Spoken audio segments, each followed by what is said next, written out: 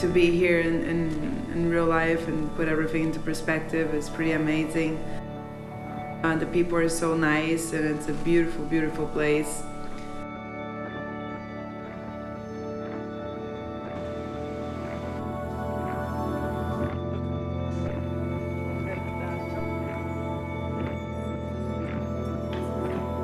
When it's big and when we come last minute, it's gonna be a long trip, and it's gonna be just a couple days before it as well. So those are things that we gotta prepare ourselves to, and hopefully work it out in a way that doesn't take too much out of our energy.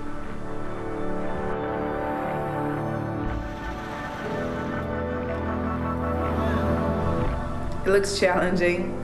We haven't seen it really big yet, but I can see from the setup, it's a good setup for big waves.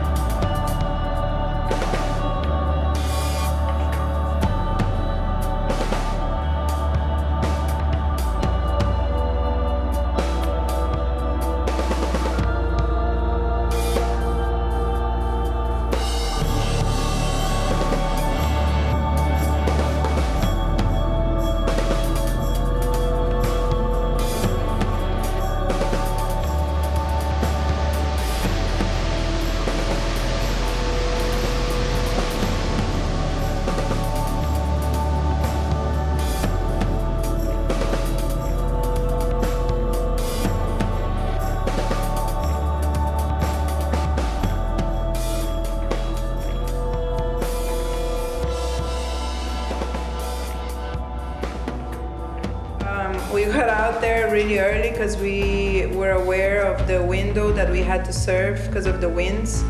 We were supposed to pick up around 9, so we wanted to make sure we would surf as early as possible.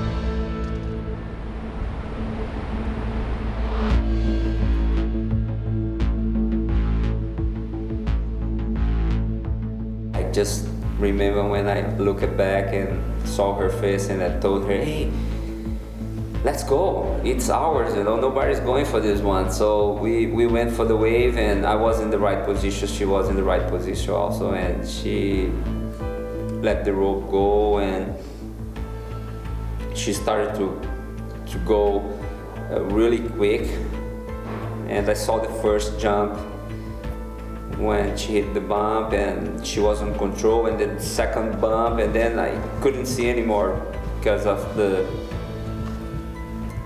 lip of the wave and the whole wind on my face. This wave was probably almost double the size of whatever I've ever ridden in my life, and very bumpy.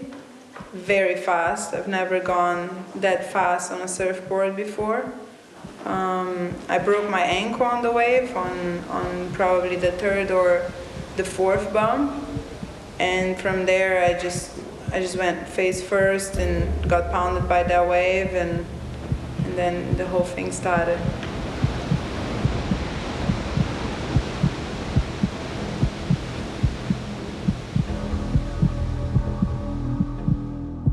So after the black, I made it back to the surface, which I was actually very surprised. I thought when everything went black, that was it. And I had a second chance. I was on the surface, I was breathing, but everything was white.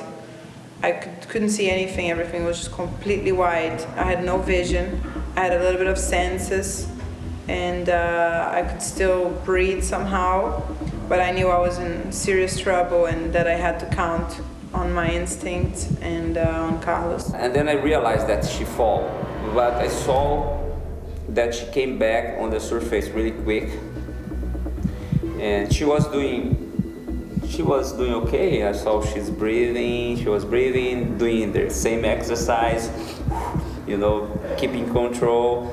But after that second wave, I lost eye contact with her. I think she moved really quick towards the shore break. That's when I thought, oh man, I gotta go to the shore break. Nobody wants to go to that shore break when it's that size. So I went to the shore break, I couldn't find her. She was somewhere in between that white water. I give all my credits to Maya because she was able to hold a situation that not many people can do it. And she only did that because she trains so hard.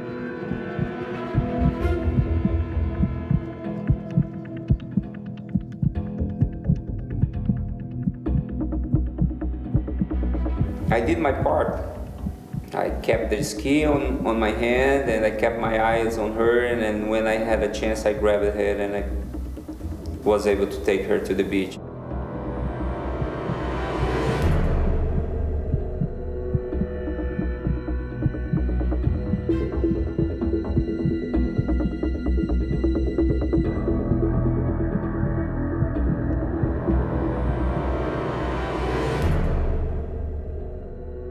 And she was able to come back alive because we managed to do the CPR, and was a critical moment for us.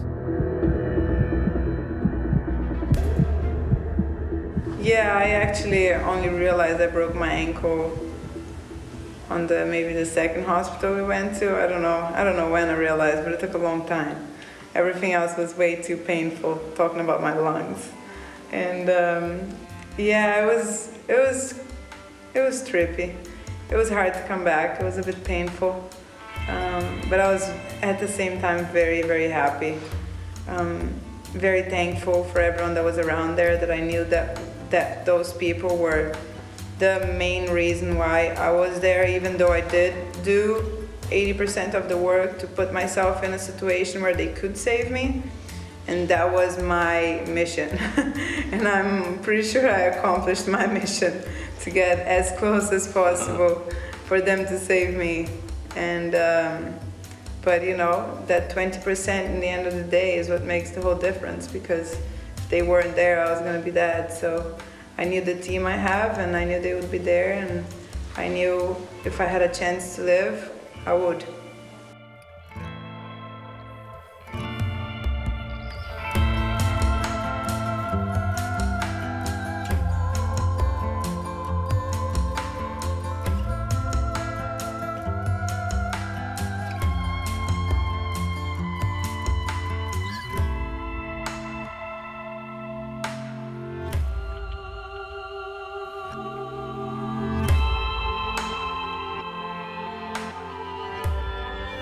We are not here to blame, we're just here to give gratitude for everything. That's my main feeling today. I'm very grateful for everything that we had lived yesterday, and it was an amazing day. I love it. I would do everything again.